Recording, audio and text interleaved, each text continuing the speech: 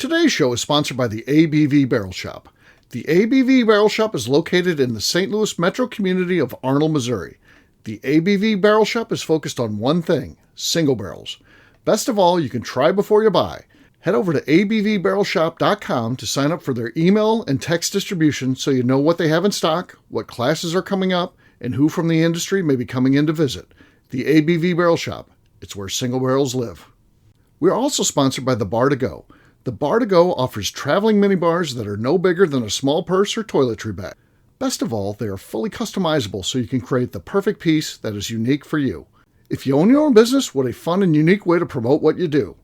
Check them out online at thebar2go.com. That is the number 2 in the Bar to Go. If you have wholesale questions, call my friend Isabel Clark at 504-481-1297. Finally, we are sponsored by the Neely Family Distillery.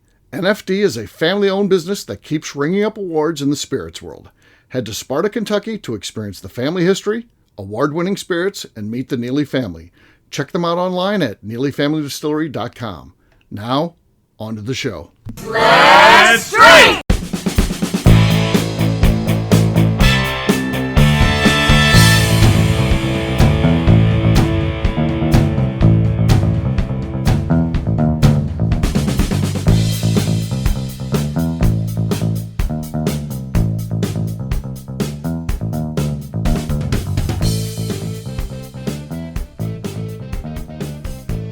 Welcome to the Bourbon Daily, the podcast about everything bourbon delivered to you every day of the week.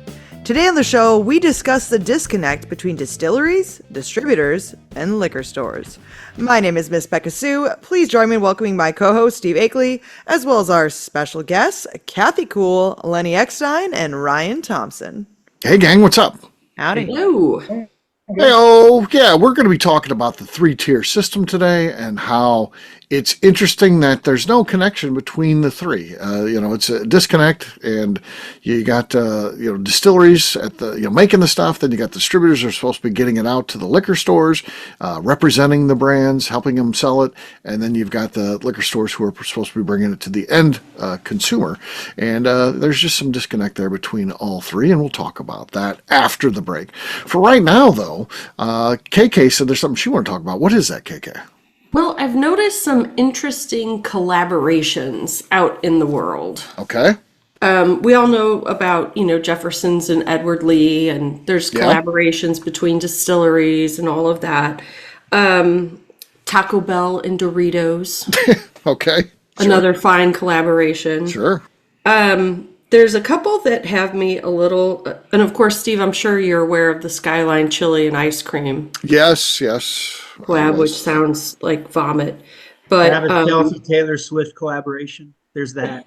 I'm gonna put that one out there. Sorry, KK, to interrupt the question. Okay. There's a couple interesting ones. Don Julio, the tequila, is partnering with Popeyes, and they're going to make tequila marinated chicken. Sounds good. I'd give it a whirl. Right? Why not? Then Steve's favorite water, Liquid Death, has collaborated with Depends to make leather-clad diapers for concert goers. Oh, god damn. If this was a game and you were like, which is not true, it's that one. Yeah. That's not true. That can't be true. Now, I've been known to see things on the internet machine and think they are true when they're not. It's like the Taco Bell retirement. Did you check these ones this time, Kathy? Yeah. No, she didn't. Not like the Pop-Tart bowl. bowl. She didn't. She's just throwing it out there. Which is actually just a actual football game. I know. Pop-Tart That's so sponsored. Disappointing. Is anyone else as disappointing that there aren't Pop-Tart bowls than me? No. No, just me. So, this doesn't sound like it could be. Why would you want to partner with a diaper type of company if you're a consumer product that's supposed to be trendy and cool? That's part of the thing that water's supposed to be cool, right? And yeah. Can you imagine? Now you gotta change things. Imagine you're dating mode. You're single here for just a second. Imagine going to a concert with someone, and then you get back after the concert with this person you met, and things, there's sparks flying. You had fun at the concert, and then you realize this person had on a diaper during the show. A leather covered diaper. Kathy, I'm almost positive that this is another fake one. Yeah, this is a fake one. I think Kathy's got us again here. But it is a cool going on concept here? because you don't have to Kathy is the most susceptible to AI generated bullshit. Fake news and Kathy Cool are actually the newest collaboration. Fake news and Kathy Cool. Yeah, I just saw owner of Andre the Liquid Giant is an old man the other day. Kathy had to be forgetting about that. Sure, yeah. Okay, wait. He's still alive. Can you see that? Wow. I see a That's cod something. piece. Hey, well, when now you can join their membership program there. So there you go. Join the cult. What is going on there? A little behind the scenes on this one. The owner of Liquid Death is an incredible marketer and pulls these pranks on occasion in order to stay out in the zeitgeist of the internet. And They're just to be in the public $75. So that's what's going. Kudos to him because he's brilliant. I think so. Yeah, he's selling water. For I would buy some just to prove you guys wrong, except they are currently sold out. Well, when they're Well, that's back in 'cause you- stock, please wear one at Key West next year. Yeah. It'll come in handy during the pub crawl. It probably would, honestly. They're called like pit pants or something. Ah, God. So you can wear them when you go to concerts and not have to go to the bathroom. I like the idea. No, I don't. It's horrible. I mean, I horrible. understand the idea, but I don't agree with it. Imagine Kathy's walking around and you're hanging out with her, and then she's got a loaded diaper. And you know what little kids you see in their pants is like, wow, there's a load there. Yeah, well, you know, I don't want to see that. Kathy, great show, wasn't it? And then she walks out, she's in front of me, and I'm like, whoa, oh God. Don't look. That's all you got to do. I don't. What am I going to do? She's in front of me. Yeah. Yeah. So according to the images, the leather part is like the diaper part, and then you put like a Depends guard inside to absorb your What? urine. No. Oh boy. Oh, it's cruelty-free pleather. That's cruel. Thank goodness for that. Well, Lenny can wear it now. No, Lenny's in. He wasn't going to do it because he has. I was totally like not no. That was pleather. He's back. Don't I don't know about like NASCAR, but like don't race car drivers wear those? Well, they'll just pee in their race suit. I don't know. if Yeah, but don't they wear a diaper in their race suit? I You would think. think if they're going to pee in there, you don't think. They don't want to get out and it's just all It's just a sitting regular there. current, but it's not That or unusual to run a hear- tube down through the floor that I know some do also, A tube through the which floor. is kind of cool. Sure. Did they put I a would do- catheter in? Catheter? No, it's more Like a condom rolled over. yeah, exactly. Yeah, Yeah. yeah. But A like, what magnum- about a when they magnum jump condom. back out of the car? Because they like jump out once they're like They in zip it. up. at They're the end. in their clothes. While they're doing those donuts and that after they win, that's when they're zipping up. So that's why they do the donuts. That's why they. That's when why they're- they do that. It's just a staller so they can get zipped up. So yeah. It's like the boat has to go out 3 miles before it can unload the. Yes, unless you're Dave Matthews, then you just get on a bridge and just unload on dump tourists. the bus on. Yeah. So anyway, collaborations. Yeah, that's exciting. Huh? No, Kathy, I can't wait to see what Kathy comes up with next week from the world of AI. On that note, guess what, gang? It's time to drink. What is everyone drinking? Let's start with KK, our very own KK. I'm going to open up the Middle West Spirits, the Pumpernickel Rye. Nice. Okay, that's solid. I think that seems like that's going to win, but we'll see. We're still going to play the game. We'll toss it over to Beka, see what she's got. She looks ready to go.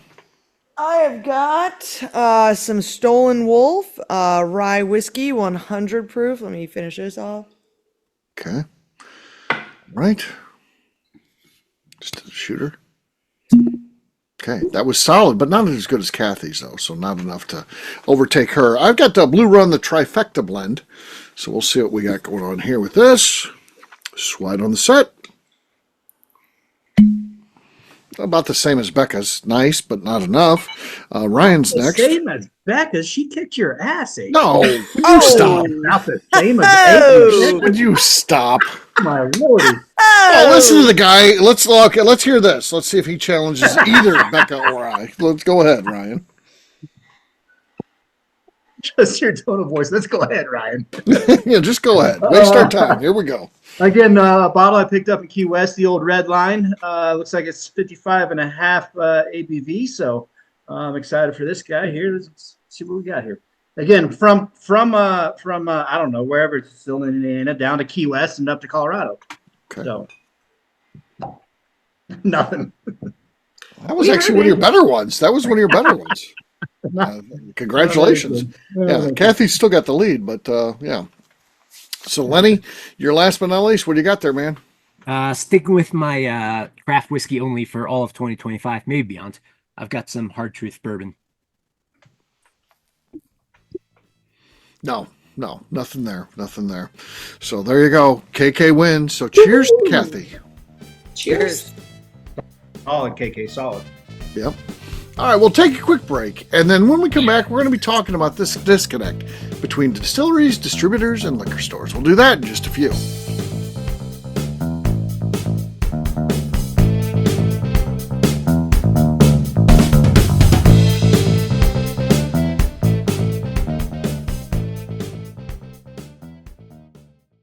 Okay, let's talk about the people that make these shows happen. First up is the Stave and Thief Society. Via their in-person class at Moonshine University in Louisville, Kentucky, the Stave and Thief Society is the place where you, a bourbon enthusiast, can expand your knowledge and emerge an executive bourbon steward. In 2017, I completed my executive bourbon steward certification. It's the most comprehensive bourbon certification available and connects you with an expansive network of bourbon enthusiasts and professionals. Check out the full listing of in-person and online certifications and join the society today by enrolling at staveandthief.com. Speaking of executive bourbon steward certification, the ABV Barrel Shop in St. Louis, Missouri has developed a unique partnership with the Stave and Thief Society to offer a preparatory class to assist you in getting your executive bourbon steward certification. This prep class costs only $25 and is available to take live or online via Zoom. Graduates of our class receive a coupon code good for 15% off your executive bourbon steward certification held in Louisville, Kentucky. This saves you almost $90. Additionally, you can collaborate with fellow attendees to split travel costs when you go to Louisville. If you're interested in signing up for the class, simply head over to abvbarrelshop.com and check out the classes and events page. Last but not least, we are sponsored by Neely Family Distillery. Royce Neely is the 11th generation distiller in one of America's oldest distilling families. A visit to Neely Family Distillery takes you through family history, where you can see all the artifacts and newspaper clippings through the years from this family that started distilling in America after James Neely arrived from Northern Ireland in 1740. Today, Royce Neely and his team are crafting some of the best spirits in America. Their bourbon and absinthe offerings keep winning top honors in the spirits competitions. Recently, their absinthe made history as the first platinum winner in the absinthe category at the San Francisco Spirits Competition. Neely Family Distillery is definitely a bucket list destination if you are a bourbon fan. Learn more about their spirit offerings, visiting their facility, and the awards they have collected over at NeelyFamilyDistillery.com. And now, back to the show.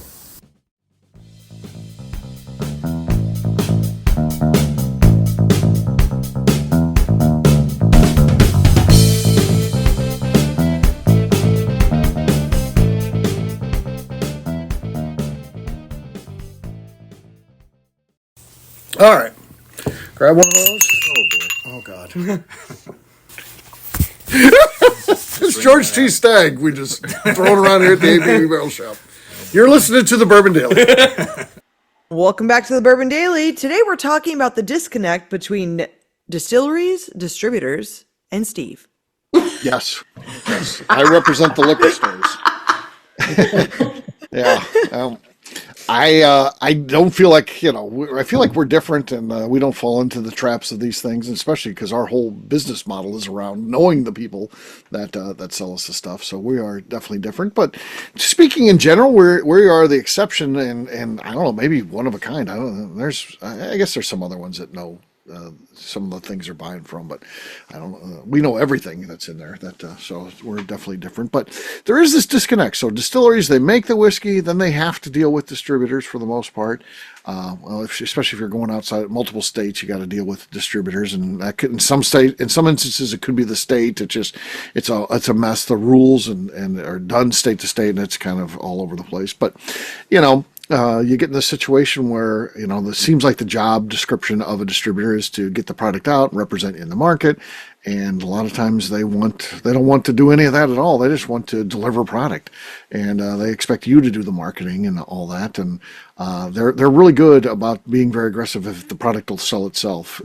I find for distributors, and then you got the liquor store. And again, we're not talking about the ABV Barrel Shop here, folks. Even though I'm on here, we're talking about everywhere else where they don't really know any distilleries. They don't know the people behind the brands, and frankly, they don't know a whole lot about bourbon. They might know the very basics, what is a bourbon, but do they know the brands? Do they know anything about the stuff they're trying to sell? In reality, no. I think that's pretty universal. What I've had to deal with when I go to liquor stores. So, we're talking about a situation where, how can the consumer win here when there's such disjointed mess between the three entities that are delivering you and getting you the product? So, yeah. What do you guys think about this situation we find Very ourselves rare in? to come across a liquor store that is as well educated as the ABV shop, but I'm not just kissing your ass on that. That is true. It's quite refreshing when it happens. And so to start with, I guess there's that, Akeley. So the liquor stores out there that stand out, that do have an educated team, internal team is great to connect with. They care about it. You hear them talking to other guests of theirs, bourbon, tequila, wine, whatever. You can just tell that they're educated and they care about it, and they care about the stories, they care about the products they're selling, and those are the liquor stores that are certainly doing it right. Yeah. So yeah. And this whole distributor thing is just, they get a margin that exceeds ours, and I don't know really what they do to deserve it. I guess because they're in between and have to play the bank in between. Maybe sometimes I don't know. But I don't know that they're really playing the bank that often. They're getting the product. The distilleries playing the bank for them. They're not paying for it. And then they deliver it to us, and then we get terms. So I don't know how much of that they're doing. I really don't know what the distributors add at this point. I get it coming out of Prohibition. You needed the checks and balances of 3 tiers. I just don't feel like we need it now. I just don't think states know how to resolve it to make sure that they're still getting all their tax money. That's what they want. They want tax at each I think level. we do need distributors, but I don't like the mandate per se. And especially Steve, just using, all of us as an example, Ryan and I being in Colorado as suppliers, if I want to have product go into Missouri and specifically to your shop, it gets, there is a model, you guys are probably familiar with LibDib, that in a sense is a distributor, where it's rather than a distributor warehousing your product, a liquor store can order 6 bottles. That means I have to pack up 6 bottles and ship them to the distributor who brings them to the liquor store. So I'm kind of going on a little bit of a tangent here, but where I'm going with that is I like distributors for the sake of they might place a purchase order with me and I'll ship in, let's say, 66 packs or maybe more than that. And it sits in their warehouse and they pay for it ahead of time and they distribute it in. That's awesome. What's not awesome, though, is the fact that while I feel really fortunate that Deer Hammer has some pretty phenomenal distributors in a few states we're in, most distributors, and I would say 9 out of 10 to at least, if not more, they will not bring a brand on that is not going to help have them move within a year at least 10,000 12-pack cases. They don't want this. How much money can they make on them? And if they're not coming with marketing that pulls it through, they're not interested in the slow move. Right. And that's a lot. That's 120,000 bottles a year or 600 barrels a year for a small distillery. And where and why that's problematic, in my opinion, is, for example, I've got a barrel of American single malt finished in blackberry mead that is fucking awesome. But what do I do with it? I could sell it in my tasting room, but how do I get it to people? No distributor is going to be like, that sounds great. I'll take 180 bottles of that, and all my sales guys will know about it, and we'll set it up in our system just so we can make next to no money, because it's just not enough for us to make that kind of money. Right. So, with that said, we need direct to consumer. Yeah, we do. Like, and here's going to be a perfect example of the problem with distributors. And this is Missouri, what I'm talking about here. It's not everywhere, but in Missouri, you have to select a distributor, and that's the only one you get. You don't get to split it out by, like, Kansas City's going to be my distributor here, St. Louis. There are states that do that. Missouri is not. So you get into the situation of okay, now if you want the reach across the state, you got to get to one of the big guys. Back to Lenny's point, the big guys aren't going to take you because they have too big of a portfolio. They don't want to take anybody who's small. Even if they did, for some reason they thought you're going to get lost in their portfolio. So then you look at the medium size. Well, they might be strong in St. Louis, weak in Kansas City. They're not everywhere. And then if you try to go small, for sure they're going to be very regionalized. They might be very strong in part of St. Louis or with certain stores. So I don't know what the answer is for a state like we have. There's not a good answer. Unless you're Jim Beam, which they're going to get them everywhere. But, for somebody who's dealing with the world of craft, I don't know what you can do. I think it's wrong that they can say, like, you have to, like, sign on to, like, just one distributor. Like, why can't I just have however many I want, wherever I want? Like, what difference does it make how many I have? Right. What is the reason? What was the reasoning for that rule anyways? What is... Well, they write the rules. They write the rules. So who has the people that talk to the politicians, that pay the politicians? Liquor stores don't. We don't have any sort of representation on that. Distilleries don't. Now, Kentucky's a different animal. Kentucky's got it made. We're going to throw them out because they have the KDA, which is awesome. And every state, if they had an entity like that, they would be fine. We don't have that in a state like Missouri or most of the other ones. So who has the money to protect things and to tip things to their advantage? The distributors, because they're making that 30% for doing nothing. It goes back to the fact that all they are is basically the FedEx of the system. And again, if we could cut them out, we could just have carriers like a FedEx or whatever, pick it up at Lenny's place or Ryan's place or Royce's place and Beka's, and just bring it directly to us. And that would be, the service for us would be exactly the same. I get distributors for big things like big box stores. They might have an employee that comes in and stocks the shelves, stocks their beer cooler and all that. For us, it's no different versus if a FedEx was delivering a pallet to us or delivered by a distributor. It's the exact same experience. They bring it to us, we stock it, we bring it in our store, and there's no difference. So yeah, it's a joke. It really is. Yeah. I think there's some good distributors out there, though. I mean, I know that's like an oxymoron to most people. Sure. But no, there are. And to me, the good ones are, I've kind of learned this along the way. I mean, a big one can be good if it's your home state. A big one can be good if you're a big brand. But if you're a smaller brand, the best distributor fit is a distributor that is a storyteller and actually goes into the accounts, and the accounts like them and want to hear what they have to say. And right. It happens sometimes. Yeah. I mean, I'm not waving the flag of that tier of the system as if it's awesome. I think it's honestly like, and I bet you in reality, it's Lenny, it's probably, it's a person that's really good at that distributor. Yeah, maybe. I don't know. There's a culture of that. I'm gonna play devil's advocate on that one, just because we have, we've just more recently obviously been dealing with distributors, and we've had some really shitty ones. I'm not going to try and say that everyone that we've dealt with has been great, but we've had a couple who've been actually really fantastic. Like, they push our product. They have really good salespeople. We just had the two owners in to the distillery literally just like 2 days ago. They had a great time. They love working with us. We like working with them because, like, they push our products really well. They make sure to send all of their people to our place to get full education on, like, what our products are. They invite us to, like, all of their, I mean, this is just a standard thing, but they, like, have a lot of, like, portfolio tastings, like, all across the US, and they invite us to all those things. And it's just, I've been actually really impressed at how many people, like, their aim is to bring every one of their salespeople to our distillery to make sure that they understand what it is that they're trying to sell. And I don't think that that's how most distributors are. But at least this one particular one has been really good. And then another one that we deal with is good with just, I think that they have good people. and they're smaller. But the bigger one we're not bigger, but it's still relatively small. Like I've been really impressed. Tomorrow I've got a whole crew coming out tomorrow too.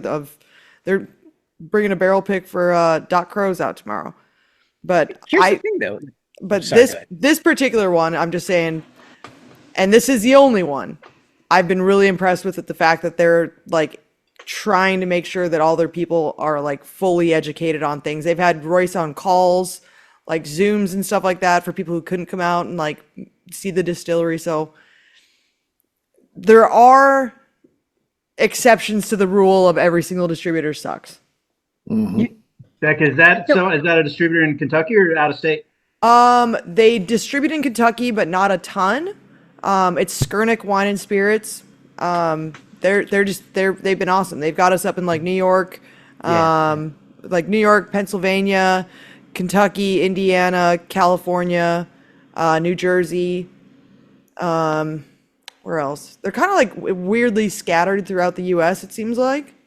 Yeah. But they've been a really good distributor for us. Awesome. Yeah. I don't know that Again, there's it's one that no one's ever heard of. I don't know that there's an easy fix to it. If there was an opportunity to kind of redraft how things work, I don't think it's ever going to happen. Right. Like what Becca's describing is something that, like, I think if we have a good distributor, that is to say a supplier, we want to work with them. But to be like kind of foot on the throat where we can't get a distributor in so many markets because we don't have the velocity or numbers. I think I've heard floated the idea of like, well, if a supplier is distributed in a market, they cannot, in theory, direct consumer to that market if it was permissible. Now, like I have a great distributor in Missouri, Nebraska. If DTC, direct to consumer, was an option, I would happily not send product there because I love those distributors. But other markets, like, let's do it. Like, why are we holding back the small distilleries that could otherwise innovate like one barrel at a time, or like the most micro blends that they're so proud of, but you can't even get it out there? Because how do you sell 200 gallons worth of product that's one and done? It's so tricky. Right. Yeah. Yeah, I think that it's just inherent, though, in how the business is and the fact that it's state regulated, all these things, that it just can't be fixed, I think. Yeah. Well, and just like the fact that like you can't even get a phone call back from some of these places. Like we want, there's more places we'd like to distribute in, but like we can't even get a fucking phone call back. Yeah, exactly. And like not even like a no, we're not interested. Like just say that. Like if you're not interested, Right. fine. But like there's some places where we can't even, and like we've reached, and it's not even just like one like we've reached out to numerous distributors, and they won't say anything even back. Yeah. Like we're trying to make you money, dude. Like Right. There's plenty of that. There's distributors for some of the big companies that won't sell to us. And if we try to call them, they're like, you're not our customer. Well, I have a liquor license and I want to buy your product. How am I not your customer? I am your customer. Exactly. I want to buy your product. And I have to buy it through you. I don't have an option. It can't, if I had the option to then, okay, well then I can go direct because you don't want to sell it to me. That'd be fine. But in reality, I don't think this is even legal. I don't think, if I'm following all the laws of the state, how can you tell me I'm not your customer? You won't sell to me. I don't understand that. yeah. Steve, with regards to that, I got a question that's, specific to your side of the business. I know that some distributors have like an online, marketplace where you can shop their product line. Yes. Yes. But that's something that I wonder, like, how much traction that's getting, how much of an offer it is. Like, well, if I was in your shoes, I mean, nothing against the distributor rep, but I wouldn't want to call a rep to order something. I'd want to order things in the manner that I order things, which is hop online, look at it, add it to my cart, and I think that I'd be curious what you think, but from a supplier vantage point, I view that as a disconnect where we're reliant on reps and they do some things really well, but Yeah. geez, like, do you really want to talk to the rep all the time? Or What if you No. could just hit add to cart? No, we do a combination of both. We will work with some of the reps that are good to us and help us out, and there are, like I said, and I'm not saying that blanket everyone that's a distributor is bad.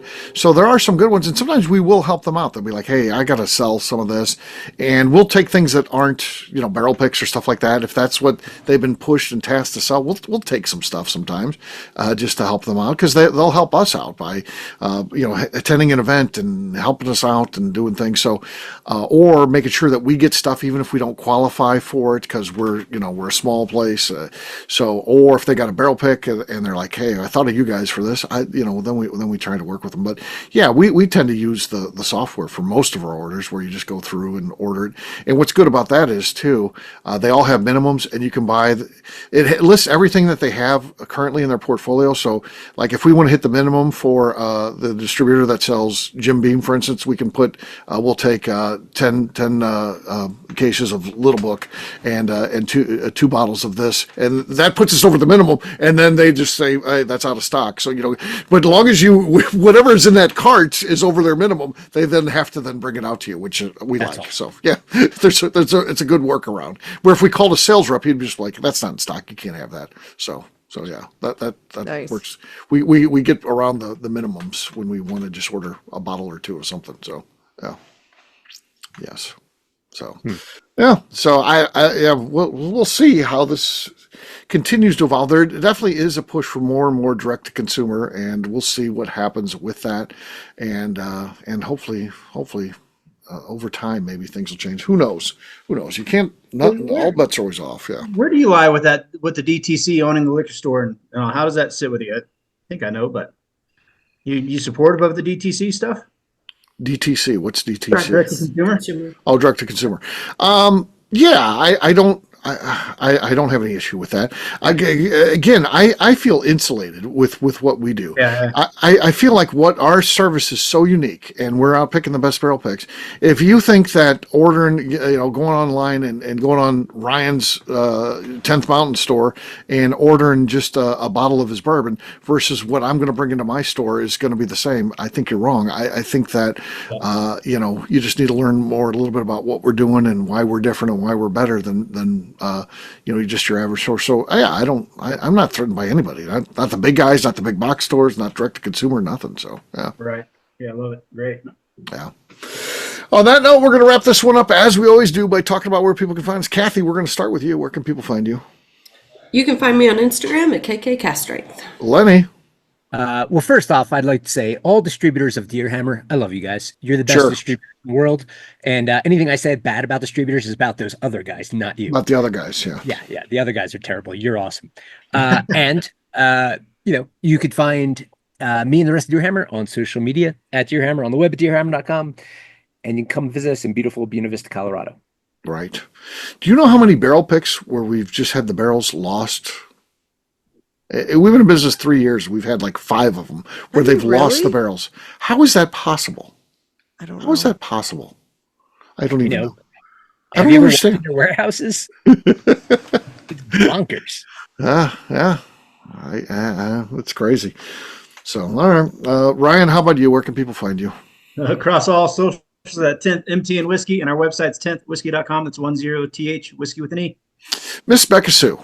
You can find me on Twitter and on Instagram at Miss Beka Sue, 1K, no C's. All right, for me, I'm an easy guy to find. I'm at Steve Akeley, Twitter, Instagram, or Facebook. I've got a website, steveakeley.com. We've also got a company website, abvnetwork.com. Check that one out. All of our previous content is out there. Also, come by and see us, the ABV Barrel Shop. We are online at abvbarrelshop.com. You can learn about the classes that we have or what we have in inventory, so much more, abvbarrelshop.com. Miss Beka Sue, anything else to say before we get out of here? I'd just like to remind the audience to please give us a 5-star review that includes comments. It helps new people find the show, which is very important to us. If you like what we're doing with you, please visit our Patreon page at patreon.com/the ABV Network. Great job today, gang. Finance, we'll have a brand new show for you very soon. Looking forward to that. Until then, take care, everybody. See ya. Bye. Bye. Yes. Peace.